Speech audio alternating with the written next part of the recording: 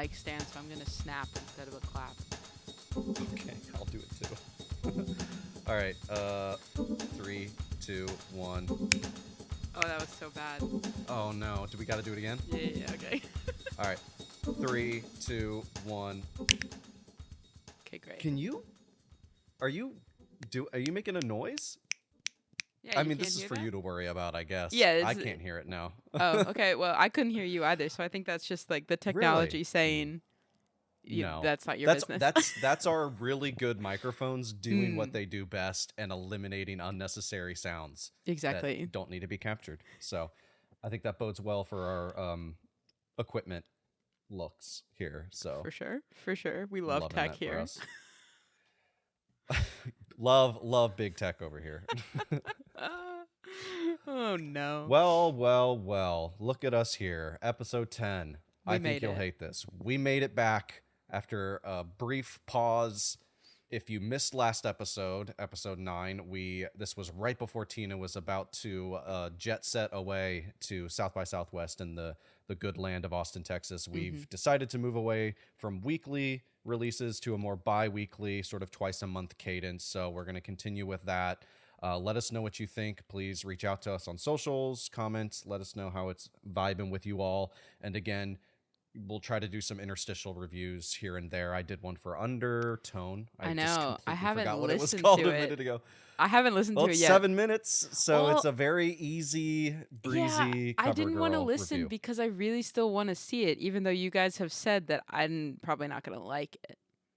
Yes. Well, and that's the thing. It's like I enjoyed it. I look forward to watching it again at some point. Mhm. Our good friend Alec and Danica went and saw it, and Alec didn't particularly care for it, and Danica was petrified by it. Danica couldn't So, sleep but that again. says well, yeah, her opinion on these types of things, I think, is like very like heightened. Like she gets really scared by things pretty Yeah. easily. So I think that's a great ringing endorsement though for Undertone. So congratulations there.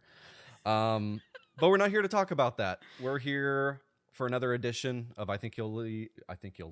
Goodness gracious. I think you'll hate this. There you Wow. go. We're not. I'm What's his so name? out of practice. Was that Tim? Tim Robinson? Yeah, I've never seen it.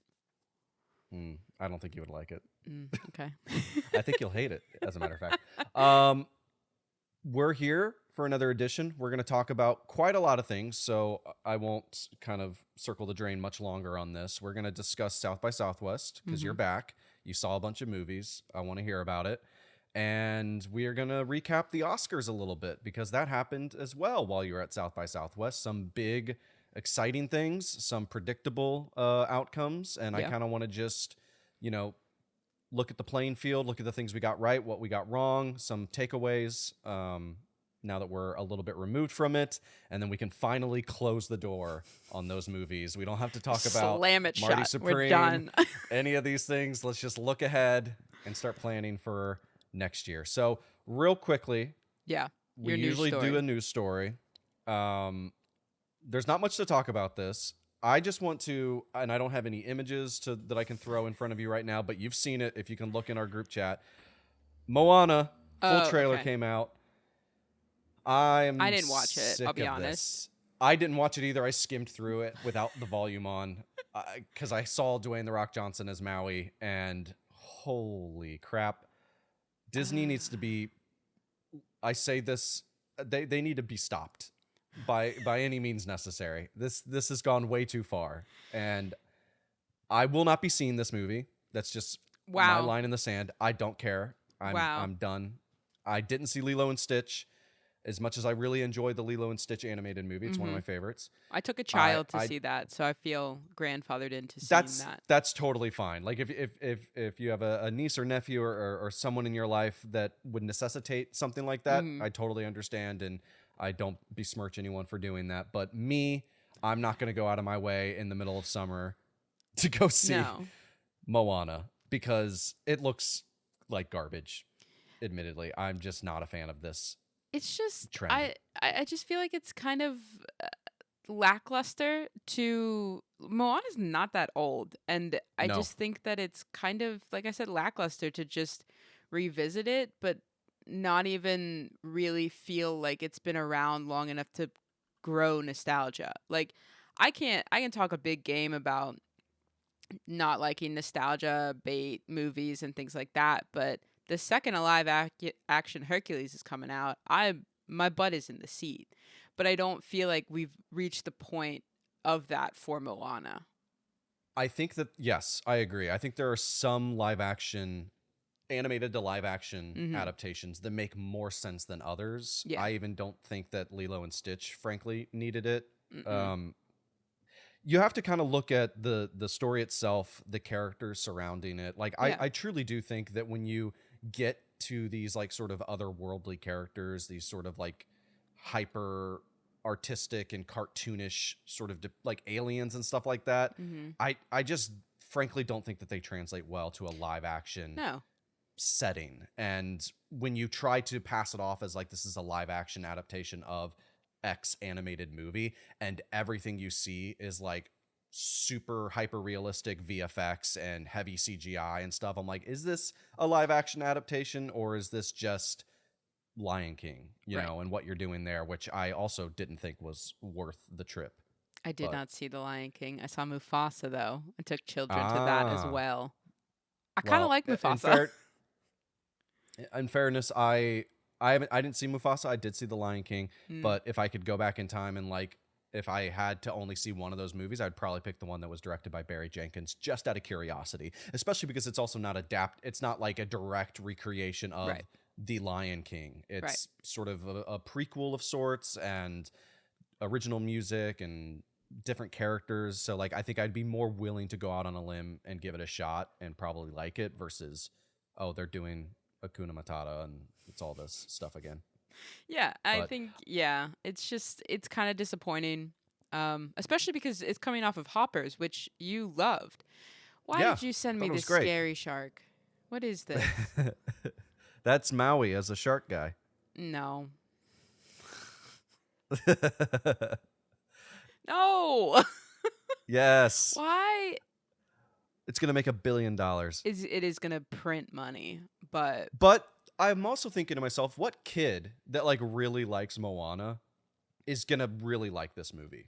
I mean, they'll probably ask their parents to take them or whatever. But yeah. like at the end of the day, when they're at home and the parents are like, we got to put something on for you or whatever, do you think the kid's going to be like, I want this Moana versus the animated one? I would argue no. I would agree. I think it'll because even like the children that I took to Lilo and Stitch, I asked them. I was like, "Did you like this one or do you like the animated one more?" And they were like, "Oh, the animated one." These people looked weird, and I said, "Okay, great." So I'm glad that we spent this money on snacks. There is hope. There is hope that There's hope. The the kids youth might be of all this right. culture can see through the thinly veiled "I want money" corporatism of Disney. But Exactly. that's what I wanted to bring up. I saw that today. I'm chatting with a lot of people on my work Slack about it, where we're just like, this is just egregious and horrifying. The shark one in particular, we have to use this somewhere, like for a thumbnail or a social clip or something, because Yeah. So it's been haunting me since I've scary. seen it. I don't like it. I don't like that. It's just gonna be sitting there this whole time. I'm gonna scroll up so I don't have to Scroll look up. at it. Let's get into the main topics today. Tina, let's go Do to it. your adventures in Austin, Texas, South by Southwest. I'm What going to a let you time, take it man. from here. What a time. How was it? It was great. It was very busy. It was shortened this year, and it didn't Mhm. feel like they had lessened the number of films that they were playing. So it was Okay. kind of felt a little madness to me. It felt like I had no downtime in between. Because last year I felt like I was like being productive.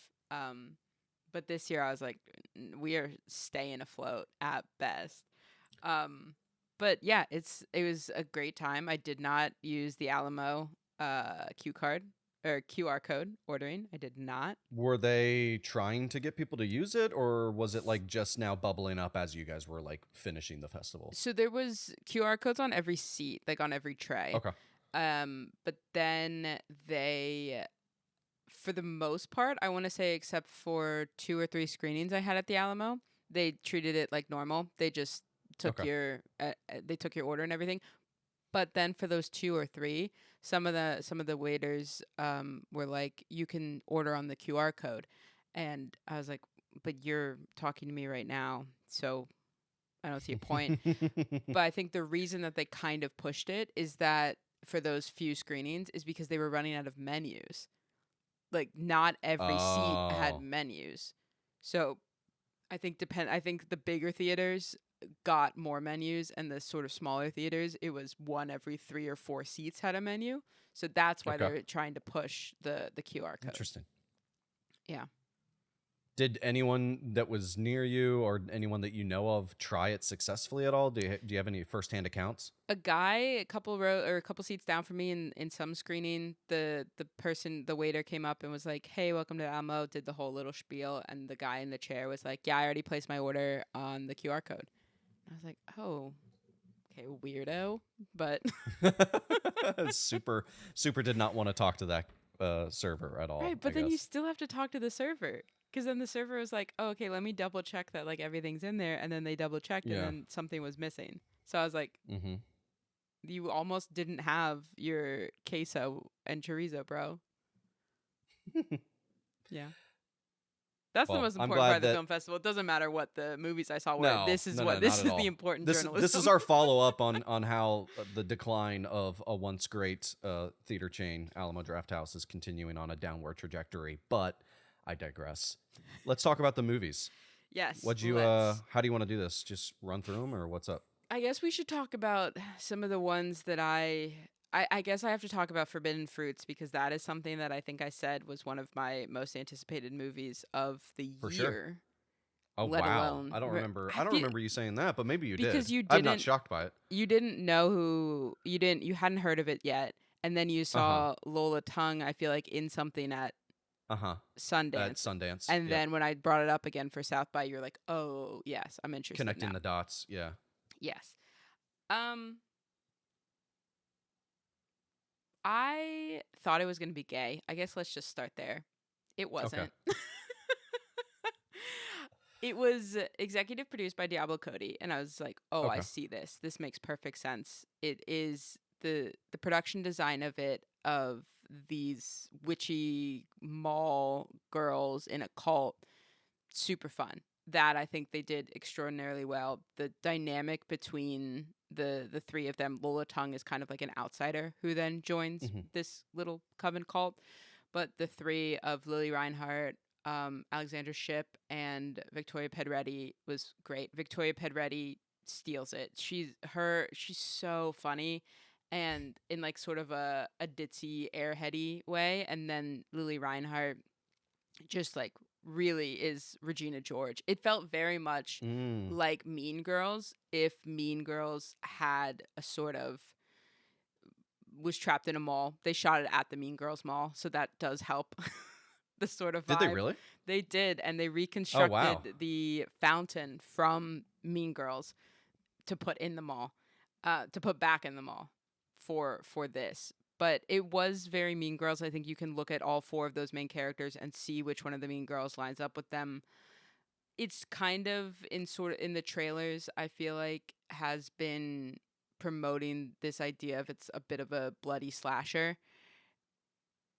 It isn't until like the last 10 minutes, and then you're like, well, this cohesively doesn't make a ton of sense with what came before. Hmm. So I enjoyed my time, but it didn't have the bite that Diablo Cody's stuff from the early 2000s had. Like I Hmm. wanted a Jennifer's Body. After Diablo Cody came out to do the introduction, I was like, "Oh, okay. So are we cooking like Jennifer's Body or what?" And then we were not. Who directed this, by the way? Meredith Alloway. Okay. Yeah. And then I think the person who wrote it, I think it started as a play and Oh. then was adapted into a film, which makes sense. Like I could definitely see this working better as a play than it does as a film because and that's why that like last bit where they finally give in to the sort of slasher vibe, it feels like shoehorned in because it's stuff that could not have happened on stage. Gotcha. Mhm. Okay, yeah, it was co-written by Meredith Alloway and Lily Houghton, I Yes. believe. Lily is a playwright. Gotcha. Yeah. But so Forbidden Fruits, I think it's really fun. I think it's a good time at the cinema, but it's not it. I think in the review that I wrote for it, I think I said that it has like the pieces of a cult classic, but it's just like the pieces are all going to different puzzles, and it's just not coming together to make that home run of a cult Mm. classic. Do you think I'm gonna like this? I think you're gonna like the women. Okay, fair enough. I think I'm seeing it Friday. I think I just booked my Yeah, AMC for yeah. that one. So I mean, I like all these ladies. And like I said, Lola Tongue was a new discovery for me Hmm. recently this year. So I'm curious. I can absolutely see the sort of Mean Girls comparisons. The trailer's like autoplaying for me right now on IMDb, and I'm just looking at it and stuff. And it looks fun. It looks exactly like what you described. Yeah. I think I could have fun here, but we'll check in on how I feel about this later on. Speaking of Diablo Cody, though, Yes. I don't. Is this real? The Jennifer's Body 2 thing? Apparently, news is breaking today that Diablo Cody confirmed that they are underway on Jennifer's Body 2. Okay, well, I need to do some quick Googling right now We're gonna because have to do a. I love Jennifer's Body. Someone's got to be an Amanda Seyfried supporter in this home. Diablo Cody currently Okay, writing the sequel. Bloody Disgusting is Bloody reporting it Disgusting. Yep, I just pulled that one up myself. Published 2 hours ago. with possible return for Amanda Seyfried and Megan Fox. Dude, I'm going to be insufferable if that happens. And I know Adam Brody died, but bring him back. Stranger things have happened. Exactly. Exactly. Oh, that would make my day. I went to a Jennifer's Body musical in LA. It was great. That's awesome. With like early 2000s pop punk music as the musical songs. It was phenomenal. So was it like a jukebox musical or Mhm. something? Or Yeah. okay, Yeah. that's fun. It was so good. I went like 4 times. I'm not ashamed. What else, Tina? Take us through it. I mean, what of the one you were kind of keeping score at home of what I was seeing. Of Sure. the ones, is there any that you wanted more to talk about? I mean, Hokum was a big one. Leviticus is a big one. Boosters. I'm trying to Yeah, think. I mean, Monitor. Like, let's just like rapid fire through some of these. I mean, Rapid fire. especially the ones that we know don't have at least distribution Yeah, or at least any foreseeable Yeah. release date. We know Hokum's coming out May 1st. Speak to it briefly here. How you're feeling about that one?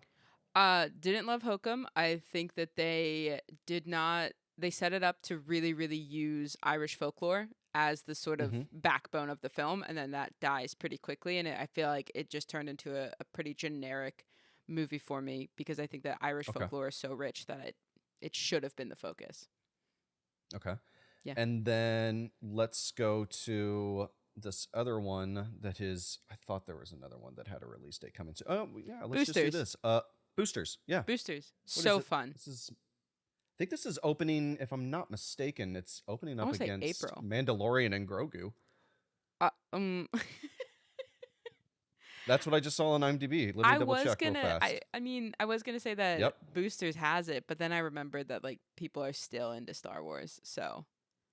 It's waning. I don't know. We're gonna Yeah. really see how much people are actually into Star Wars. But yes, as of right now, May 22nd, Star Wars: The Mandalorian and Grogu versus I Love Boosters. So Boosters, as somebody who really, really, really wanted to walk out of Sorry to Bother You, I had a blast in Boosters. I think it's Boots Riley like firing on all cylinders in a way that actually feels like it's working towards something. You still get the zaniness, you still get the weird stuff, but it's all more grounded in a way that I really appreciated.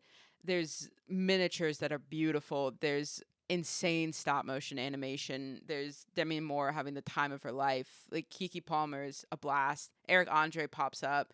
It's just so fun and just chaotic, and I really and funny. I really enjoyed it.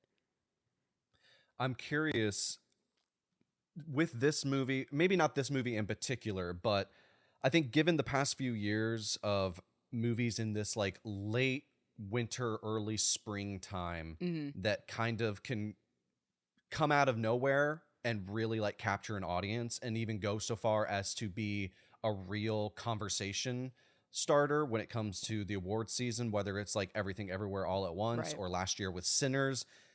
Not just I Love Boosters in particular, but was there anything that you saw in general at South by Southwest that made you go, I think that this one could stick around and it could have a potential impact later on in the year as we start, crystallizing a lot of what is going to be nominated for Globes and things like Mm-hmm. that. I know we're already just saying goodbye to the Oscars, so like it's weird to be saying this, but like, we're a year removed from basically when Sinners first Yeah. released, and that was like a major contender in the Oscars. So I'm just curious if like I Love Boosters, for instance, could get like below the line awards recognition and things like that. So I anything to that? mean, Boosters, if it doesn't win costumes, I will be floored by whatever somebody else comes up with. The costumes in this are Mm. outrageous, and production design as well. It's truly something to behold, especially if you include the miniatures in that.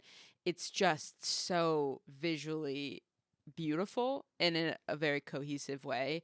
I think Naomi Aki could sneak up in a supporting role. Nice. She's phenomenal in it. And I think I wouldn't be surprised if Keke Palmer got nominated. I think it's kind of it was Keke Palmer playing Keke Palmer a bit for me, which is not a problem. I love Sure. that vibe, but Yeah.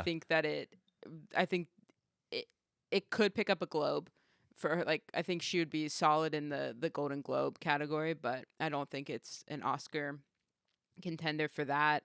And then in terms of like wider Oscars, I'm not sure. It didn't I think because so many films, or because so much energy was still on the Oscars, because it like the Oscars aired, I would say, middle of the festival, that I Hmm. don't feel like a lot of big premieres aside from I Love Boosters that like could have the longer Oscar potential. There are some performances that I think that I would root for the Oscars that will never the Oscars will never touch them, but I think there's some solid Independent Spirit Award um Mm. performances could be coming out of South by Southwest for Brian, for Their Town.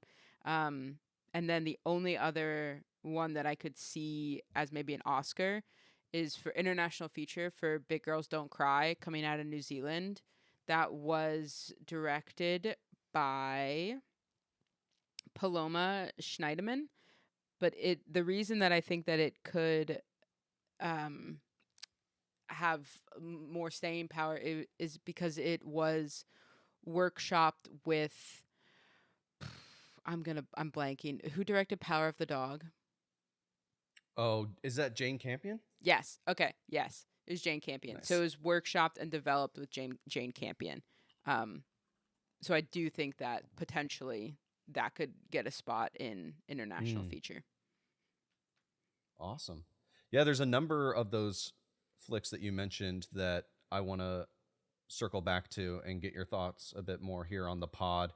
In particular, Brian and Their Town, Yeah, because Brian.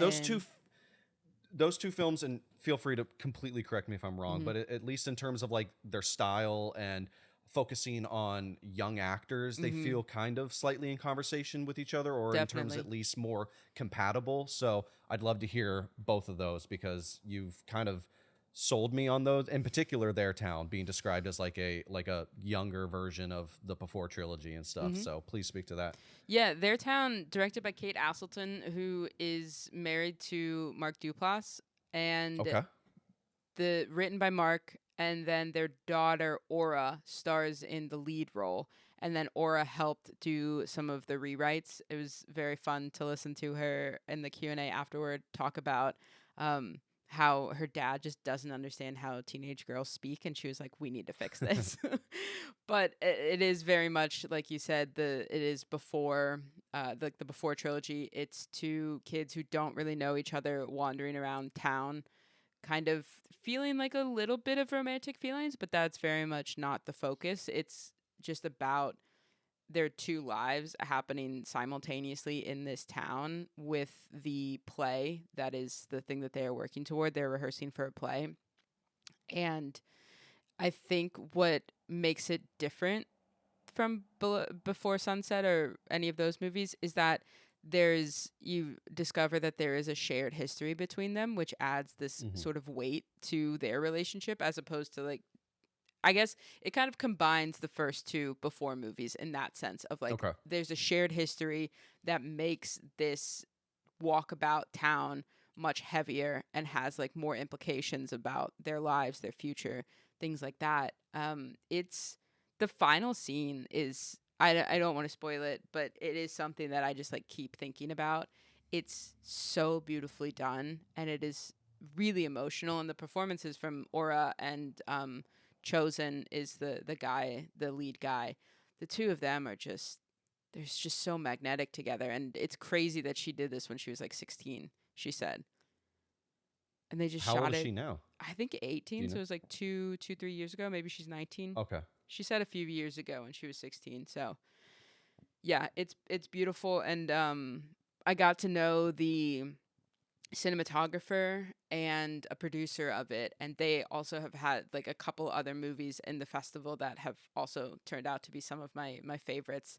And I just think that it's such a special piece of filmmaking, and for teens too, because it is like they remove technology from the film in a very smart way. So it's Mm. like that, and that was something that the two actors talked about, was that they were really drawn to it because they didn't feel like they had seen films like this for their age group that weren't built on like social media and technology and Yeah. things like that.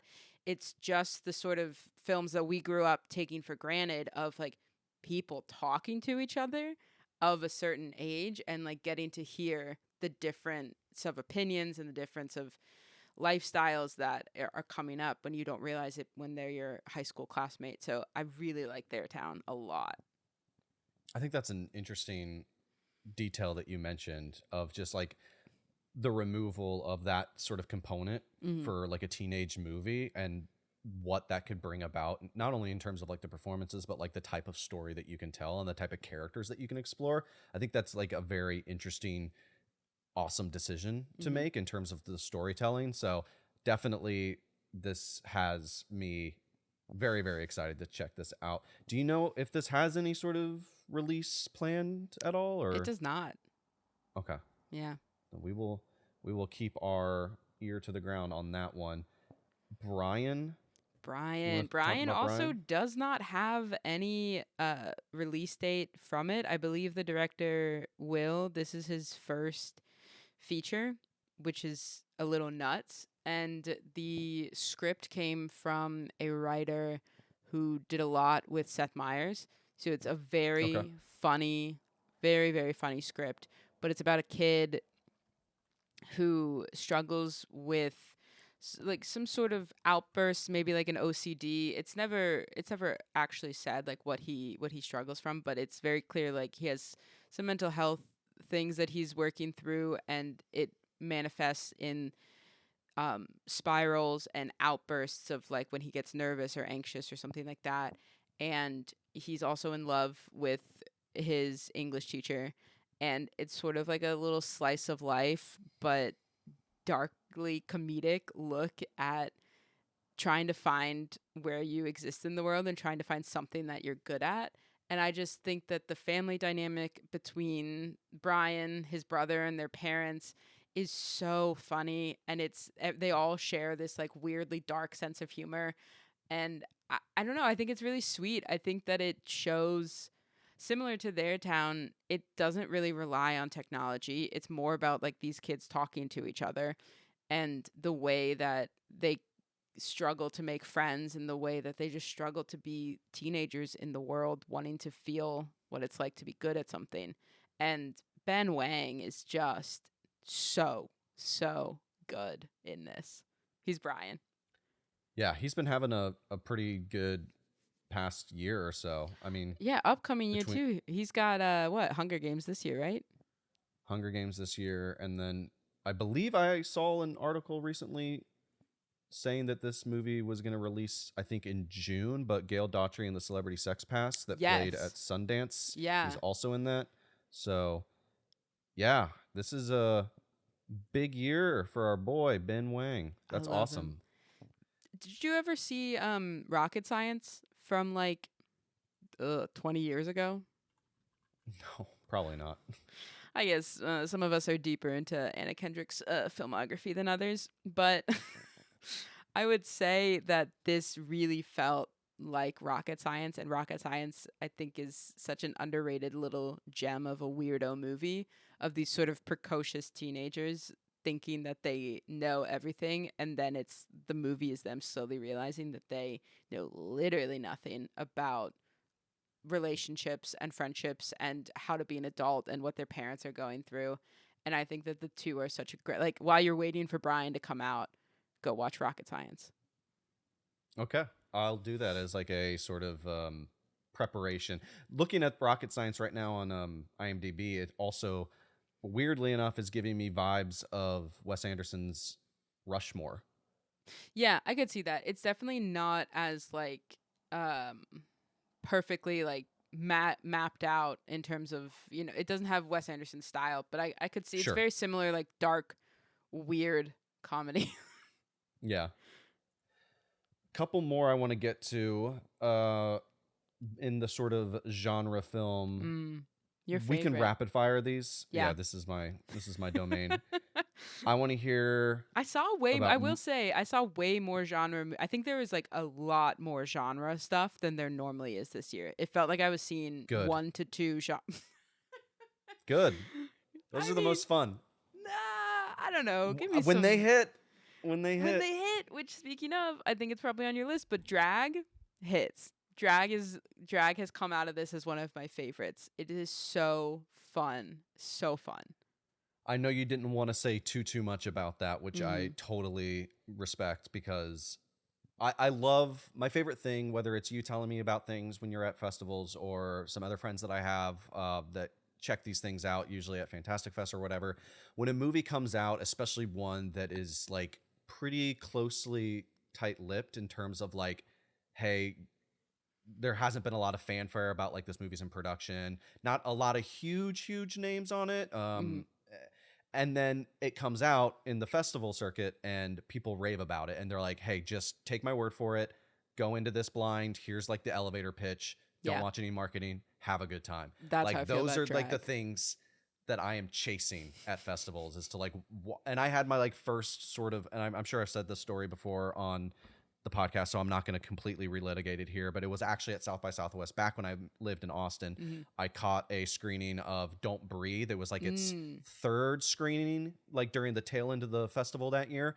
and it didn't even have a title at that point. It was like an untitled Ghost Pictures / Fede Alvarez movie. Yeah. And I had read like a very brief review of it and then walked into it, had no idea who was in it, had no idea like the runtime, rating, anything, the title, and I was completely taken on a wild ride with that movie. And I've been chasing that high so many times when it comes to like going to festivals and like just seeing movies and just like evangelizing to people to be like, don't look into it, please just pop it into your TV or whatever, or go check it out in theaters and watch it and just have a good time. So it's great to hear that it seems like Drag is another one of those movies. Can you, to the listener, just try to like, not even like necessarily describe what the movie is, like in your own words, what's the best way to sell this movie and get people pumped for it? The way that I've been saying, everybody that I've talked to since coming back has been like, what's your favorite movie you've seen? And I've been kind of like going to Drag, mostly because I feel like it has the widest appeal and it has the easiest elevator pitch for me to say, because you can tell when a lot of like some people are like, I don't actually want to like a whole spiel about like all the movies you saw. I just want to know like something. So I've been saying Drag because I do think that it has like bits of like a little nasty, like horror sort of bloody stuff, but not anything that I think would send anybody away. But it is two sisters who break into a house, and one of them throws out her back 20 minutes before the person who owns the house is set to return. So the other sister has to drag her around the home to try and get out. Perfect. No That's notes. it. I'm that sounds really cool. All right. Yeah. I'm sold. And Danny DeVito produced it, so I don't know what else you need. His daughter is in it, isn't His she? daughter is in it. Yeah, she's one Okay. of the daughters. She's one of the sisters, sorry. So it's her and Okay. Lizzie Kaplan are the two sisters. I won't tell you who throws out the back, but I was told on good authority that Danny DeVito arrived in Austin on the Jersey Mike private jet, which Did he really? apparently He was wearing Crocs too, he wasn't was he? wearing Crocs. And if people don't want to know which of the sisters throws out their back or whatever, maybe don't look at any images, because I'm looking at the tweet that I posted for drag, and there's a particular character that's on the ground, and so You I'm don't just know. connecting the Things dots could there. get bad. I don't know. Somebody could slip and they look like they're maybe not or getting dragged or whatever. Exactly. But I'm excited for this one. Mhm. Any news on distro? No. Nothing? Nothing. All right. Well, we'll just keep You our would eyes think on that that. Phil of the Future could drum up some distribution. Okay, let's not bury the lead. Explain to viewers. Phil It's the directed Future. by Phil of the Future. Raviv Ullman. He doesn't go by Ricky anymore, I learned. Back in the day, he was Ricky Ullman. Now he is Raviv Ullman. And then he had a co-director who wasn't on Phil of the Future, and that's why I forget his name. Greg Yagolnitzer. So the two of Nice. them. Love that. 3 more that I want to get through. I know. Sorry. Let's go real fast to Leviticus. Our boy Alec is very excited for this movie, so I just want to carve out a little space for you to give your thoughts on it. I know you weren't as high on it as maybe he had hoped, or maybe even I had hoped. It's a new Neon film. Buzzy coming out of Sundance. It's coming out this June. What can you tell us about Leviticus?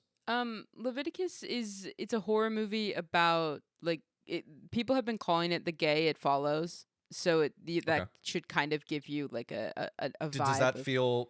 Does that feel like an appropriate? Okay. Yeah, because it is the way that it's transmitted, like this entity is transmitted, is different, and the way that it presents itself, which I think has been said already in like it's in the log line for the movie. Okay. So it presents itself as the person that you desire most. So these two boys, it's presenting as each other, and it then like wants to kill you, I guess, for being gay. Unclear. So it's very violent, and Cool. it feels like very violent for no purpose other than just showing that it is traumatic to be a young queer kid growing up in a very religious setting and circumstance and family, which is kind of how the entity kind of subsists and continues to go on. And so to me, it was kind of disappointing that it was such this violent take on young queer relationships and desire, because I don't know, it's just so much of the violence exists in the real world, and especially directed at queer kids, and especially directed at like in religious homes, that it just didn't feel like there was enough beyond that to make the violence make sense. Does that am I making sense? I haven't written the review for it yet because I'm just like struggling to put into words why I didn't like it as much, and I think it really just comes down to using and shock value isn't the right word, but I'm not going to think of it at the moment, but using the shock value of queer kids experiencing violence to like say something deeper than you actually are, and like a shorthand for like some sort of layers that are not built into the script, I think is really disappointing. I loved all the performances. I loved the vibe. I loved the setting. Like on paper, I really enjoyed it, but I think that it was too much without being nuanced. Yeah. Interesting. Yeah, I can see that. I mean, sometimes a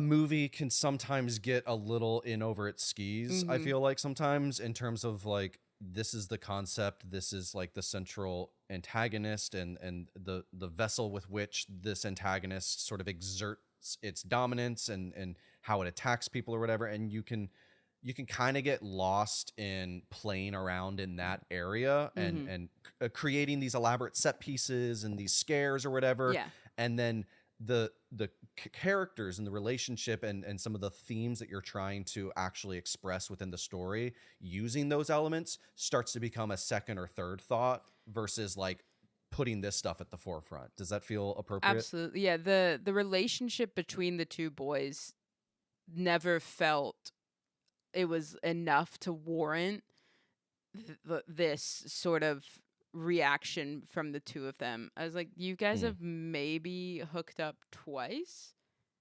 I think you could get over this. Like, sorry. But to me, there was something. Oh, it was on the tip of my tongue, and now it's gone. Yeah, I don't remember what it was, but yeah, it felt very much like it was interested. Oh, that's what I was gonna say. Is when you're a young teenager who is queer and you are discovering these feelings for somebody who is also who is of the same gender, or like you're figuring out your sexuality or something like that, it does feel very scary and very visceral, and the object of your desire does and can cause violence to you. So I think like on in theory I did like how they made that connection, but it didn't feel like I didn't even feel the puppy dog sort of love that could have got me to really be rooting for these boys the whole way through. I liked them each separately, but I think together as this sort of star-crossed, stuck in an impossible situation couple that they are, it just didn't fully Mm. click for me on top of the other issues that I found with it. Interesting. Well, Yeah. I'll be keeping my eye out for Leviticus. I'm sure it's going to make a big splash, as Mhm. most neon movies, neon horror movies in particular, tend to. And I Yeah. think that Neon's probably going to start positioning this very soon to ramp up their marketing and get a really good push on this because it has an early summer release. Two final ones, sticking with the genre, and then we'll segue to a sort of mumblecore, sort of indie drama. Mhm. Monitor. Tell me about Monitor real Yeah. quick. So I watched I said before that I wasn't going to watch the short film until I saw Okay. the movie. So I've now seen the short film.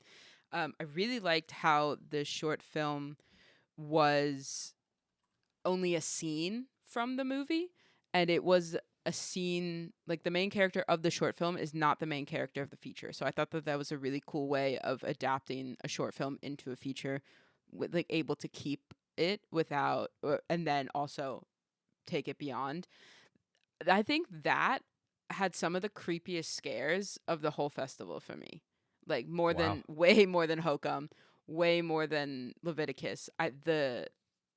They don't do the scare when you expect it in Monitor, but I feel like that was a Nice. trap that Hokum and Leviticus both fell into, is like, oh, so I know a scare is coming here. And in And then it Monitor, does. yeah, and then it does. And then in Monitor, I was like, okay, so it should happen here, and then it doesn't, and then it happens like a little later. And Yeah. the creature design, I don't know what else to call it, like another entity. The Sure. entity design was like pretty freaky, but like also kind of lo-fi too, which I think is why I really connected with it.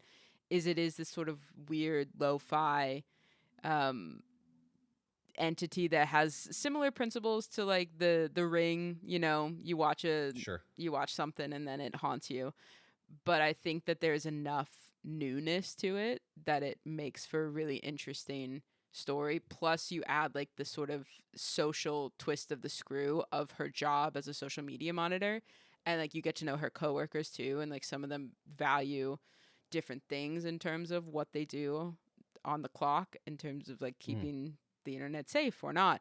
I think that that added something really interesting to it.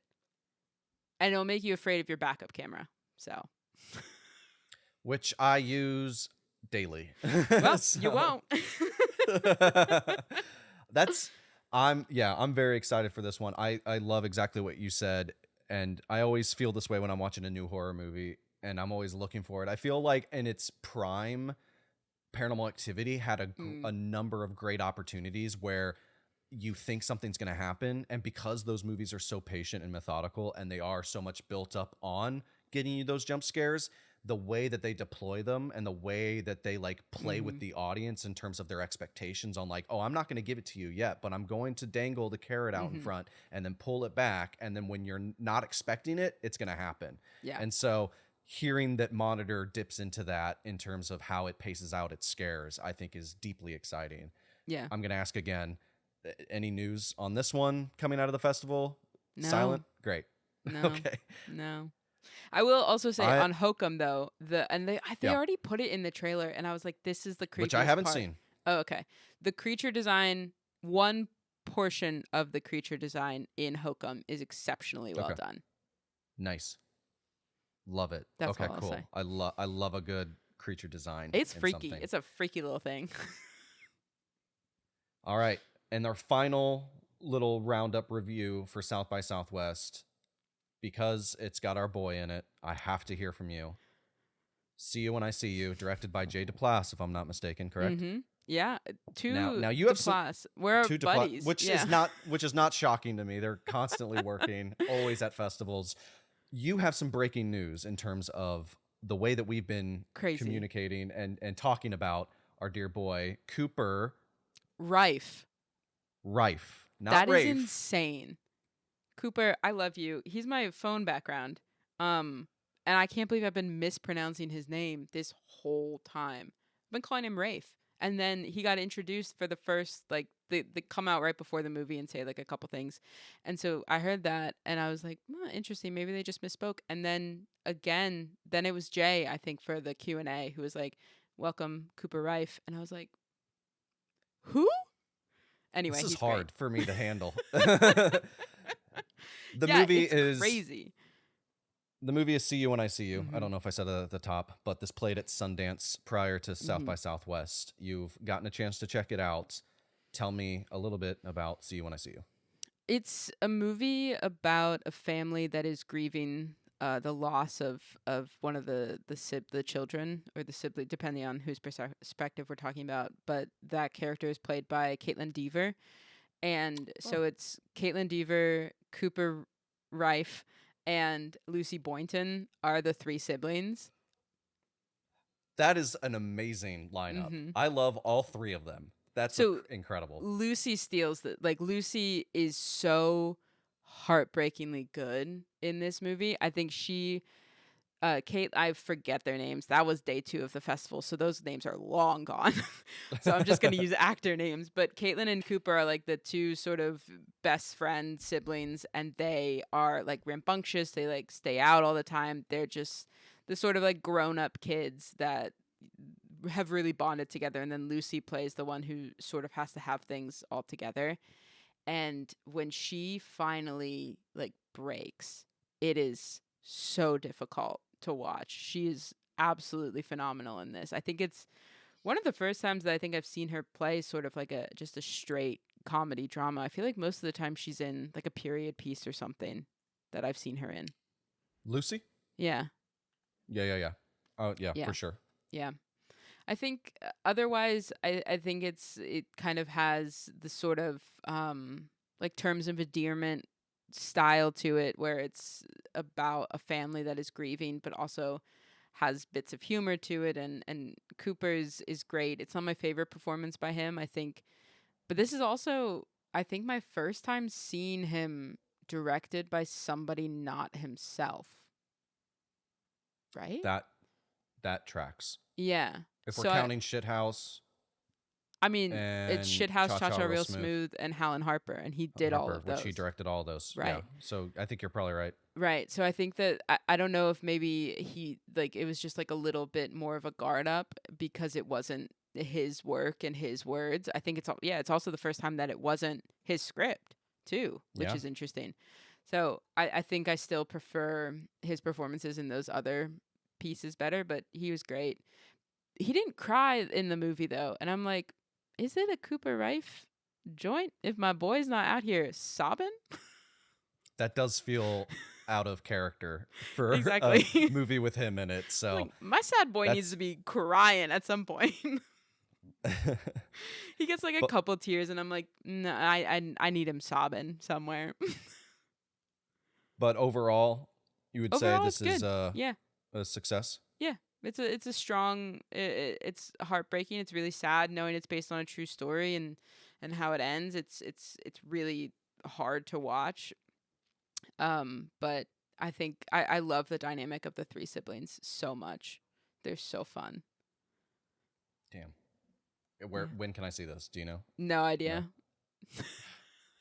That's what's so annoying about these festivals sometimes. I is can that tell you you just that walk out of it. Mike and Nick and Alice is gonna be streaming on Friday. I think I'm gonna watch it. I don't know, because the last festival movie this year that made its way immediately to a streaming service, coincidentally also being Hulu, was, I think it's the Andrew Stanton live action directed In the Blink of an Eye, which played at Sundance, got very, very poor reviews, and I eventually it was just kind of like combing through it slightly and then looking through the Rolodex of movies that I'm trying to watch and everything, and I looked at it and I was like, am I going to be okay if I never see this movie? And I said, I think I will. Hulu keeps pushing it at the house that I'm dog sitting at. I don't know what that says about the person who lives there, but they are pushing it. I have just resigned myself to be like, I think I'm fine. I don't think I need to see that. And so I might make that decision for Mike and Nick and Alice. Mm-hmm. Nailed it. I nailed it. Sweet. We'll see. I don't know. I'm a little more open to hopefully finding something in terms of a comedy that can sort of scratch that itch for me, because I feel like those are so few and far between. So, and I generally like the cast. Yeah. You know, James Marsden's super likable, and I think Vince Vaughn is such an interesting performer. Like he's got such range, whether it's Brawl in Cell Block 99, I believe is what it's called. And then Wedding Crashers, of course, and his stint on True Detective Season 2. Like, he's just done some interesting... he's made some interesting decisions as an actor in the things that he does. And he's like Adam Sandler in that regard, where I'm like, I'm always curious what you're doing. And like, sometimes it works out, sometimes it doesn't. So I'm more intrigued by this one than I am not. So there you go. I might check it out. We'll see. But that's been our rundown. One last South by that I'll shout out, because you mentioned comedies. Basic is one of my favorite things that I saw at South by. Leighton Meester? Leighton Meester, Ashley Park, so funny. Just like fucking funny and really good. Leighton Meester is hilarious. The whole thing is just, it's so well done. It's just about getting self-conscious about your partner's ex and then like kind of low-key stalking them, and that is the story of Basic, and it's so good. That's on my list as well. I'm going to go through all of these and just update my list. I love making lists on Letterboxd, so I make tons of lists. I'll add these all. Follow me on Letterboxd. I was going to say, we should add, I don't think our Letterboxd profiles are in the description. The show description? I will, as I'm editing this is a note to myself in the future to add them. Remedy that. Let's get that out there. With the time remaining, which isn't a lot, but I feel like, again, we've talked about the Oscars at least 3 or 4 times on this podcast, and we haven't been around that long, so that's already telling me that that's too much Oscar talk or talk about these movies. So we won't waste too much time. We're not going to go through all the categories. I actually, too, while you were saying those last 2 sort of reviews, was quickly trying to look up, because I remembered I had kept track of it. It actually might be on my phone. Of how well we did? Of how well we did, because I can't find that photo anymore. It actually might just be completely gone. I'm looking at my phone. You know what? Now. I know unless that I sent it in the group chat. I don't think you did, but also I wasn't really looking, because you guys were, every time I would like close my phone and then open it again, it would be like we were 150 messages. Whatever. I don't think it matters. No one's paying attention. We were wrong. Oscars 98th Annual Academy Awards have concluded at the time of this recording, and honestly, by the time that you are listening to this, I'm sure you are well away from this award season and looking on to greener pastures like we all should be, and we will in due course. But we should close the loop on this, bid farewell to 2025, set our sights on 2026. We were wrong on a number of these. Some I think intentional. I think some I was like, yo, I'm throwing my hat in the ring because screw it. I want, Ryan Coogler to win Best Director because like I want him to and he should. Yeah. And I knew that wasn't going to happen. And then there were some where like you betrayed me, and it's not that you meant to, but I I leaned told on you you I was for voting with my support heart for everything. on live action, short, documentary, all these things. Like Oh, yeah, no. we were wrong on a number of those. Listen. Some of those I knew. I knew Come See Me in the Good Light was not going to win. But What was that? that was documentary. But you got to vote for Well, your gay yeah. with your gay heart, you know.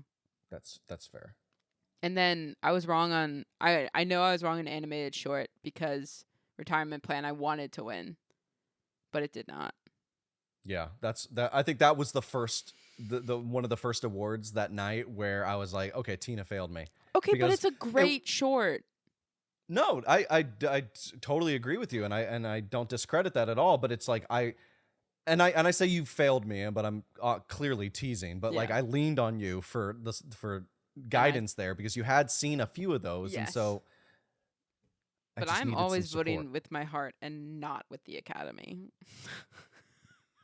So let's just kind of holistically talk about this. We don't need to go point by point. We don't got the time for that. I think in terms of excitement for me, I will sort of crystallize it with actor in a leading role going to Michael B. Jordan.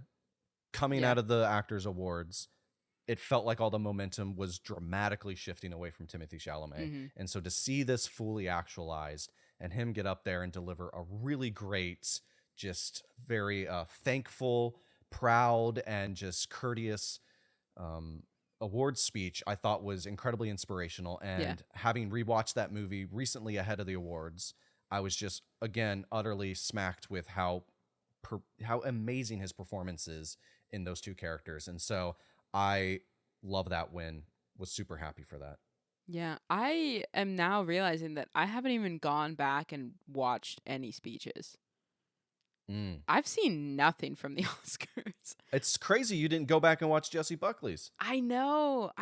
It's just like it came at such a terrible time that I was like, I can't be distracted. I gotta keep moving. But I don't even know if saw clips. I heard that the K-pop Demon Hunters people were cut off. Yep. Which caused a big stir. I'm curious how you think that we should solve that problem. Oh, easy. It really is. I mean, it may not be easy for the telecast and the people that put the thing together, but cut out these bits. Cut out the sketches and throwaways. We don't need it.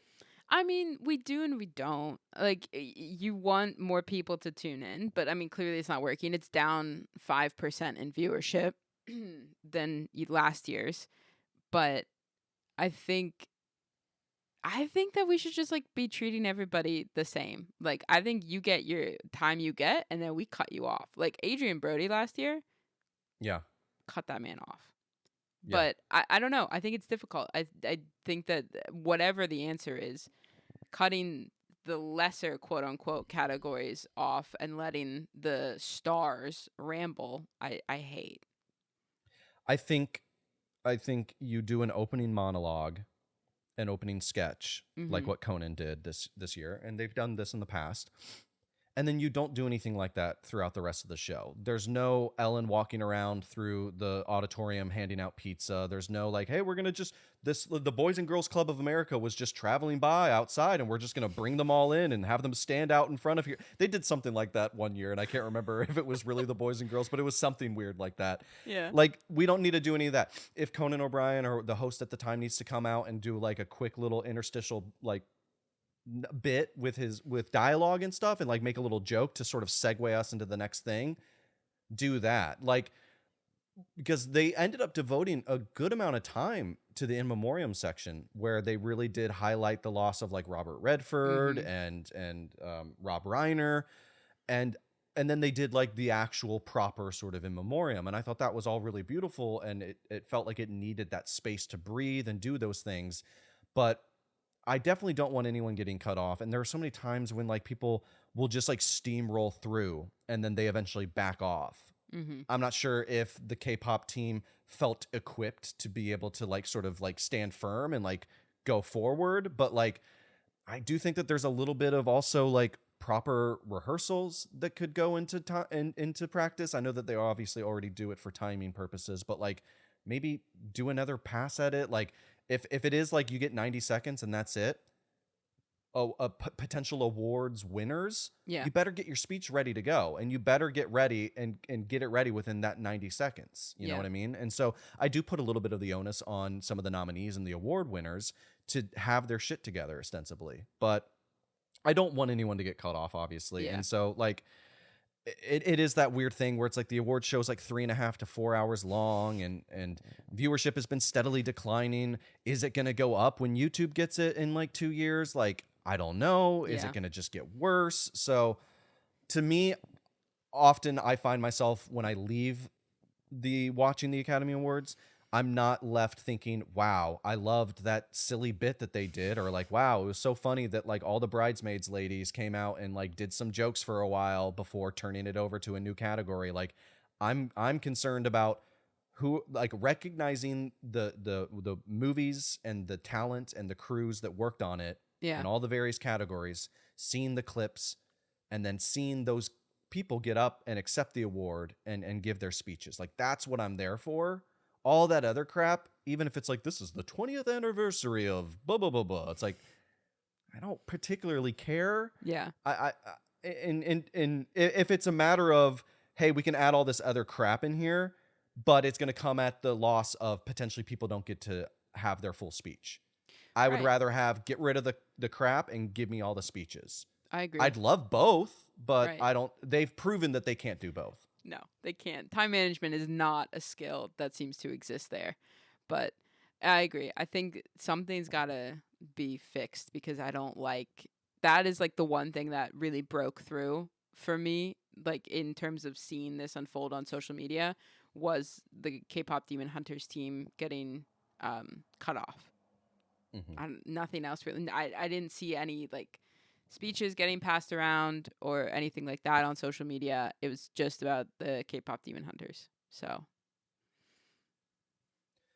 well, a couple other things I thought worth mentioning. International feature film went to Sentimental Value. I don't think that came as a surprise to any of us here. One of the cooler moments of the awards was when Kumail Nanjiani came out to present live action short film. It was actually a tie between the singers and two people exchanging saliva, which you've seen. So I thought that was pretty exciting. That's cool. That very rarely happens. And there was a wonderful amount of time devoted to both teams of those short films to be able to give their speeches, which I thought was deeply inspiring. Makeup and hairstyling, production design, costume, all that goes to Frankenstein. Fine, well worth it. I do want to shout out and recognize, this is a historic win. This was probably one of my second favorite things that happened that night, was cinematography going to Autumn Durald Arkapaw for Sinners.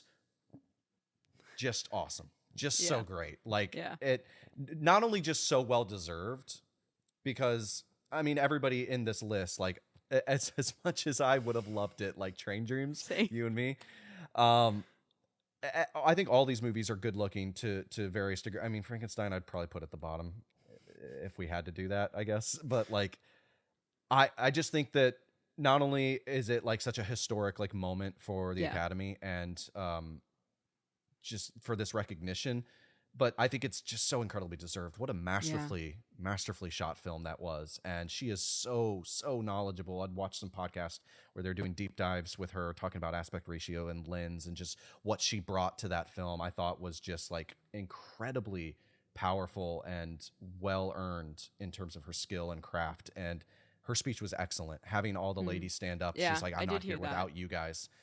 Is just perfect. Like, that's what we come to the awards for, is that moment right there. I agree. And we were there, obviously. Like, that's why I went there.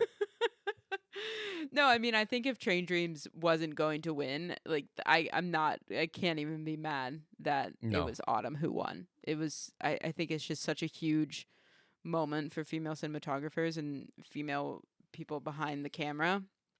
I think that's awesome. And it's huge, crazy that it's taken us this long for this to happen. I want to recognize as well Amy Madigan for Best Supporting Actress. Look, You've been I was saying riding that. this train from the You've been beginning, saying it and since day one, and I did not it believe you. it just feels so good. And look, I, Inga Ibstadter Lilius would have been exceptional for a Yeah. win there. I would have really liked that, but and I know you don't feel the same way about Weapons, let alone Amy Madigan's performance and that character, but to me, as someone that really liked that movie and really loves that performance, I think the biggest thing that I take away from this is just like how awesome for the Academy to recognize such a like a gonzo performance and such a genre film in that regard. Like that whole last 10 minutes of the movie where it becomes like a Ferris Bueller sort of homage where she's running around and like the kids are chasing her and then they rip her apart and stuff. Like the fact that that movie and that performance was given an Oscar just makes me feel better about the future of recognition of those types of movies and those types of performances. So I hope we see more things like that because I just think about Toni Collette in Hereditary and like what a great performance that was, and how that got zero recognition is just beyond me. And that's even more subdued, so to speak, than Amy Madigan's performance, but it's still a wild and harrowing horror film as well. So I mean, Toni Collette, going back to Sixth Sense, like I think it's her performance in The Sixth Sense that sells that movie wholly. Like to me, she is the cornerstone of that film. But yeah, yeah, I couldn't disagree with that. Just want to hit these last few ones real quick. We got Best Director was, of course, Paul Thomas Anderson. Don't say not of a course surprise like there. That. It was, of course, because it was going to happen. I'm happy for it only because it does feel like a long overdue award. I think he should have won it many movies ago, frankly. So to just kind of get this crossed off and just be like, all right, we're done with that. Now we don't have to like worry about that as PTA fans. Like, awesome. Would have been happy with any of the other options as well, of course. Ryan Coogler being my second choice. We also had for Best Original Screenplay. Where did that go? I want to make sure I don't talk out of my ass real quick. I was gonna say I don't even know if I know this award. I believe I didn't look Sinners. at the list. Yep. Oh, okay. It was Sinners because that's when Ryan Coogler got up and made a speech. Writing adapted screenplay went to One Battle After Another. Okay. And then lastly, let's just get to it. Best Picture at the 98th Academy Awards was One Battle After Another. I don't feel like we had to get to it. I think we could have just like gone about our days without having to talk about this. We need to close the door on this year, Tina. We have to acknowledge the past so that we are not going to make the mistakes in the future. I don't even think that movie did that. What do you mean? I don't think the movie acknowledged like the past at all. I think that's part of my problem with One Battle After Another is that it feels like it's so lightly tinged with being a quote unquote political movie without actually having like the political nature behind the movie. And that really irritates me. It feels like it's very much a problem, a reflection of the state of our world, but I don't think in a way that they intended it to be, of like people pointing at something and being like, that's a problem, but then not wanting to put in the work to fix it, but wanting to pat themselves on the back for recognizing that that's a problem. Yeah, I think from the only 2 times I've seen the movie and, listening to other people talk about the movie, Paul Thomas Anderson as well, even though he's, not really wanted to talk about it much, and that's kind of a conversation for another time, I suppose. He doesn't want to talk about it? He doesn't like being asked questions about One Battle After Another and some of the themes or whatever. He's just been kind of like cagey about it, which What? Look, I don't know. I'm kind of fine. I don't necessarily always feel like I need a director or a writer to sort of explain to me what it was they were feeling. I don't need them whatever. to spoon feed it to me, but like if I want to hear about the thing that you've created. I don't want you to like explain every single choice that you made, but I want you to talk about the themes of why you made this movie. I mean, like millions of dollars and hundreds of thousands of hours were put into this movie, and you don't want to talk about it. I don't like that. I may have paraphrased a little bit in terms of like not wanting to talk about the movie in general, but I Nick, think don't it make was me more come for so. Paul Thomas Anderson like this when you're lying, maybe. I'm not lying. Okay. I think it more so had to do with which I'm not equipped to have this conversation because I have not done enough research or listened to enough of him talking about it. But I think it had a lot to do with a lot of people's sort of like pushback in his like writing and portrayal of black women in the film. I think that's the area that he didn't necessarily want to talk too much about, But but then was pressed. right, but he should, like, he made those choices. Yeah, I would agree. Yeah. So he should talk a bit. I don't. Okay. If In that's what terms he of said, the I how don't the like that.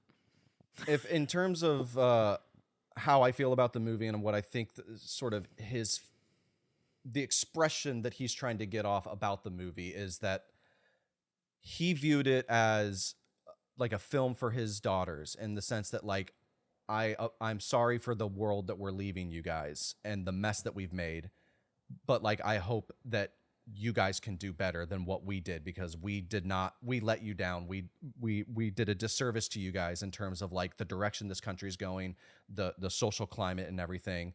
And the job is now unfortunately passed to you guys. And that's what the whole sort of letter at the end of the movie from Perfidia is to her daughter, is that like, hey, I made some mistakes. I abandoned you. My methods and the way that I went about this were wrong, but I believe in you. You have that heart, you have that soul, and like I encourage you and I challenge you to do better. And the same would be said for Bob, played by Leonardo DiCaprio, is that like he's a washed up, revolutionary that's, drunk and high all the time or whatever, but at the end of the day, he is a father, and that's his main role for her, and it's her that goes out to that protest or whatever, and he stays home and he's like, be safe, but it's up to you now. I'm out of the game. Like I the way that I did things, it did not end up well, but the new generation, we are passing this fight to you, and we hope that you do better than we did. And so I think that that's kind of like the whole general idea and feeling and takeaway from One Battle After Another, is that it's quite literally that. It's one battle after another. This generation's passing the torch over the mistakes that they've made, the recognition of the flaws and where they came up short, and are hoping that the new generation, their daughters, their sons, can carry forth the banner and usher us into a better world. I think that just solidifies how I felt about it before, of that it just feels like so disconnected from any sort of introspection. It's just like, well, we messed up. I don't know why we messed up. I don't really want to think about it too much, but we messed up, and sorry, and it's your problem. Best of luck.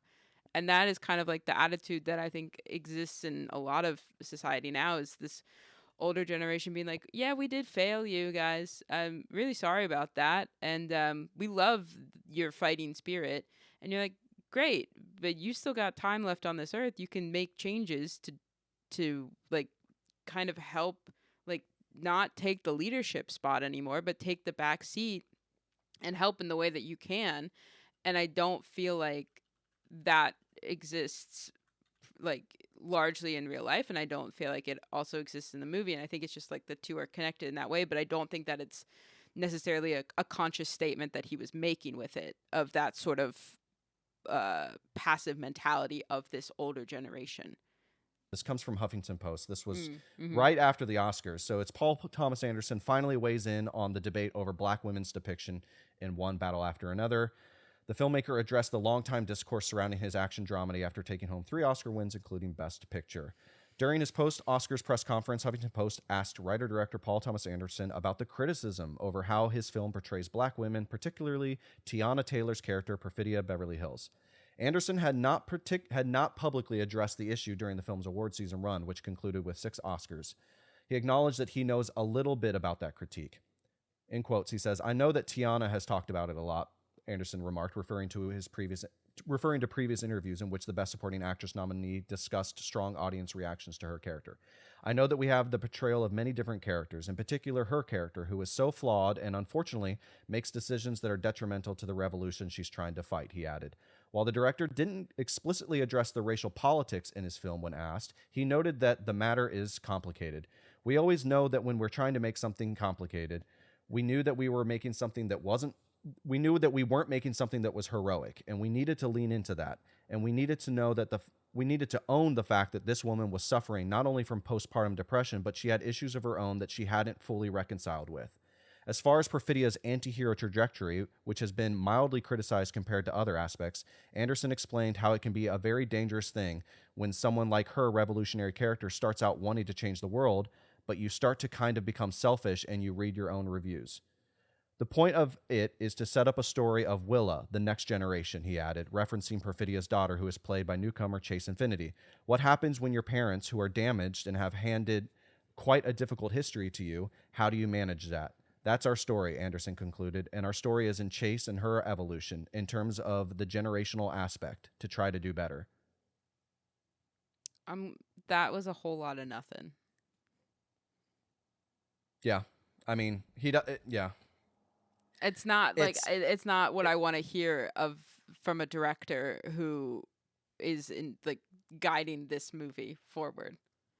Mm-hmm. It's like I don't feel like it feels like he doesn't have a full grasp on his characters and his story, is what I'm kind of hearing from that sort of rambling reply. Yeah. It says here, like, and this is just the article talking. When the movie first premiered, I wrote, the author of this piece, that while the politically charged action dramedy is undeniably entertaining, its racial dynamics at times weaken the storytelling, particularly in areas that could have benefited from deeper exploration. That includes Perfidia's struggles with motherhood and postpartum depression, which to some viewers felt overshadowed by scenes that frame her through sexual objectification. This was how I felt about it too. Your most interesting character in the movie is not Leonardo DiCaprio, it's Perfidia. 100% it's Perfidia, and you have made her disappear for 80% of the movie. I mean, this is like the extended edition of this episode, so you do with whatever you want with this. It's gonna be a pain for me to edit. I think where I'll agree with you in terms of my feelings, in terms of criticisms towards Paul Thomas Anderson and his comments on this, and lack of foresight into thinking about this holistically, and where I can see the movie drawing some cons from your point of view, is less so the exclusion of Perfidia Jones and Tiana Taylor's character through like the halfway point of the movie. I think it's fine that her character's removed from the equation of the story and then comes back later in that note to Chase Infinity's character. But I do think that the characterization of her and her proclivities and how she behaves, and I think that it could have used a bit more unpacking and a bit more exploration for it to not feel, it's not stereotypical, but it feels just like interestingly colored of a character that is so loud and so brash and so strong-willed in her convictions, but so flawed at the same time, and has this like sort of weird sort of sexual fetish fantasy going on with Colonel Lockjaw, and all of that stuff is not inherently wrong to create a character like that, but I think that you kind of shoot yourself in the foot when you remove that character and leave a lot of that unpackaged, right? And not examined. Right. I think that's the issue, is that like there's, like you said, there's nothing inherently wrong with wanting to tell this like story of a very complex woman who is going through in like such a weird place in her life and with motherhood and with this relationship with Bob and everything. But I lose sympathy for like talking about how difficult it is of a character to write if you just ignore the problem entirely and just don't write it. Like, I think that would be a very interesting story to look at, of the life of a female revolutionary. And that's what they keep trying to portray this film as. And it's not. And I mean, the movie is already damn near 3 hours long. Like, you could have devoted some of that runtime.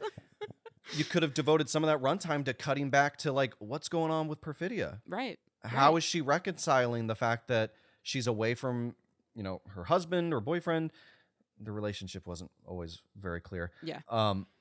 And how she's feeling being away from her daughter, and like the consequences of her actions, right? Like, and to examine that through, I don't know, like a therapist or something, or like some sort of dialogue where we can really start to get to understand the mind of this character, where she was, and her recognition of her faults, and some growth, I think would have been great, versus like, oh, she wrote a letter at one point in time and we hid it away for a bit and then we're just going to pull it out at the end, because it makes for a good ending. No shame there. But again, the character is half-baked. The character is very surface level, a lot of weird, complicated, problematic, but also good attributes to a character that you can put on a bulletin board and be like, that could make for a very compelling character. But if you don't unpack it and you just leave it like that, and then you get rid of her, it just makes me question, what were you trying to do with this character? And why did you paint her this way? Yeah, exactly. And the frustrating thing is that he doesn't have an answer. If he had an answer for it and could explain it, I think that I would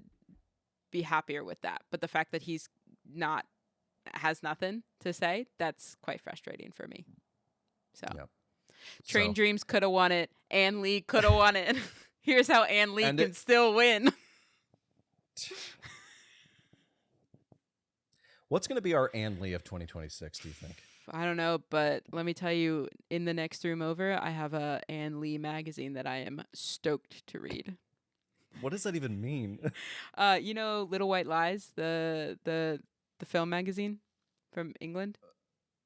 No. I thought that was that HBO show with Shailene Woodley. That's and Big Nicole Little Kidman. Lies. You can see how I got confused. No, I can't.